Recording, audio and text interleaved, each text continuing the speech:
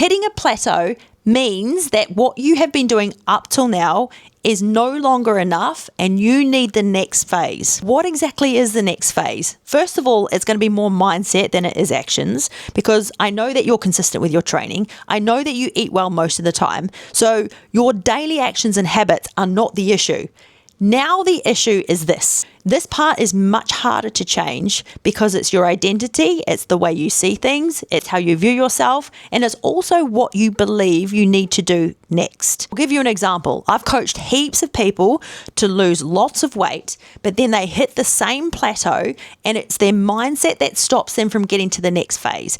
And it's because they think that what they need to do to get to the next stage is more of whatever they did before. The small thing you need to do is stop treating your health and fitness journey like it's a full-time job. This is what I mean. Just say you do have a full-time job and you get paid a salary. You work 5 days a week. That means you get paid the same amount every week, regardless of whether you worked a little bit of overtime, whether you turned up late one day, whether you were off sick and took a sick day. You get paid the same amount every week, even though the amount of work you do each week fluctuates. Some weeks you do more work, some weeks you do less work. You get the same amount of money.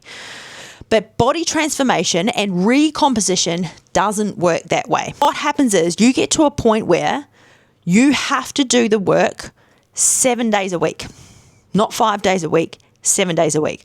So what I mean is, if you're eating well Monday to Friday, but then you're letting it go on the weekend, you're not going to see the result that you want. You go to the gym and you change up your workout because you're a little bit bored, you're not going to see the result that you want.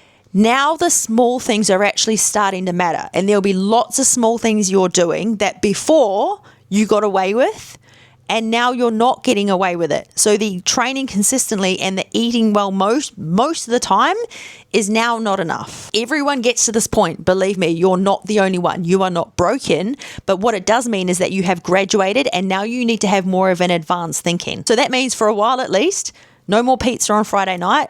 No more picking at snacks out the cupboard. No more cake for morning tea with your workmates. No more doing the workouts that you enjoy, but just doing the workouts that are actually going to get you the result that you want. You actually have to tighten everything up. And I'm not saying that you have to do it like this forever, but you need to do it for long enough to get past that plateau. And don't give me any of this about how it's harder on the weekend, because that's for a beginner. If you're not a beginner anymore, you have to do it on the weekend. I don't care how much harder it is.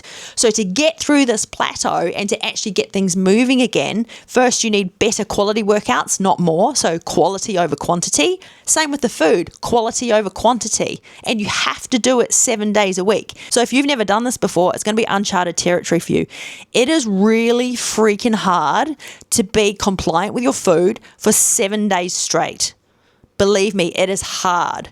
So you can do all the training you can want. You can eat all the healthy food you want. But if there's other things around it, little extras around it, those little extras, you're not going to get away with them anymore. So this is the key for you. Let me know in the comments, have you got to a point where you need to stop treating this like a full-time job and do it 7 days a week? I'd love to hear. Oh yeah, and I've got a challenge starting soon. So if you're ready to start doing this 7 days a week and stop treating it like it's a full-time job, school.com/Trishy.